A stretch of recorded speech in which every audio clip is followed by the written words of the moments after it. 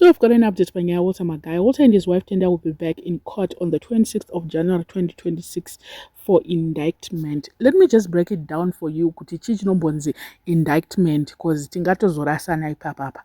An indictment is a formal written accusation that a person has committed a crime. It is usually issued by a grand jury after they review evidence presented by a prosecutor.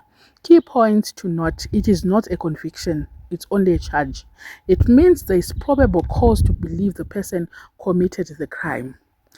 After an indictment, the accused typically proceeds to trial or may enter a plea. So ndoshaitika musi 26 January 2026. Manzwa kuti indictment inoreve chii yataurwa kukoti kuti they are going to be back for indictment. It's not a conviction, but according to what is presented, zviri kuonekwa kuti aiwa pane nyaya mukomana actually committed the crime. So the rape trial will also commence on the same date at the Harare Magistrate Court. Pane vari kuti ayo ndokupera kwenyaya kwacho ikoko, ukaona zvinhu zvingonzi next year negore panapa muda kuti vatange trial izvezvo here kana makazvitarisa, because vanhu vakutoti aiwa hapana kunyaya iwe wachaenda, ndo pachatongonzwa kuti zvangovharana. Ngavativhunze kuti Mike aripi izvezvi.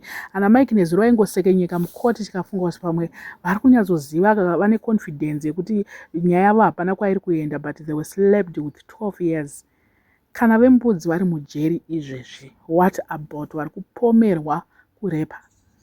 Tichaona ka next year yacho kuti zvinenge zvakamira sei. 26 January when the trial will commence, vari kuti ndo anzi nyaya dzacho yerape ndo paichatanga ipapo zvakare. So we are going to continue to sing justice for the victims that were affected. Chingoti aiwa hapana nguva isingasvike, munhu wese ane nguva yake ichangosvikawo yotaurwa kunzi zvakamira sei. Zvinhu zvachosoka hamena kuti zviri kuenda nekupi, but anyway I can see justice will be saved. Kana ana Mike vakadonhedzwa, what more mukomana uyo wekubata vamwe vanhu chibharo kuti zvichasvika kupi. Anyway, indictment is very important at this moment. Yadzimuswa 26, it's very important because it's like kuti ndo ichafacilitate the smooth process yekuti nyaya yavo yoenda kumatare edzimhosva epamusoro. Ndosaka kuri kuitwa iyo indictment. It's like a handover, take over from the magistrate court or something like that to the higher courts, and trial yacho is also going to begin pacho ipapo. Inandisiwo mutemo, but anyway according to research, tongo researchawo hatisi zvedu law stereki, hatiko ikoko stereki, tine law dzatikaita but not dzichi. So anyway, regai tione kuti mukomana anopabuda here apa patakuenda apa, anopabuda here mukomana, but all the best. But kana zvatotaurwa kudai so kuti there's probable cause to believe the person committed the crime, ndosaka pakuitwa indictment yacho iyoyoicho. So regai tione, it's a formal written accusation that a person has committed a crime. Ndo iripo izvezvi.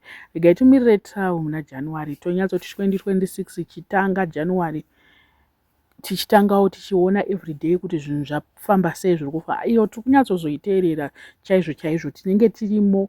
When it happens, we'll be there. We'll be like making sure that hapana chatinomisa patrial yaMagaya, because vanhu vanoda kuenderera, vanhu vanoda, like he's been out there for a long time achiregererwa, ndosaka tiri kuda kuti this time aiwa zvibva zvatongovharana saizvozvo. I don't know what you guys think. Vemutemo chibatsirewo kuti zviri kuenda nekupi. Vana vapapa, I'm very sorry, you have to make sure that you pray pa crossover apa. Toda kunyatsoona kuti munamato inoshanda here, yapapa inoshanda here. Yesi munamato unoshanda, but toda kuona kuti wapapa unoshanda here.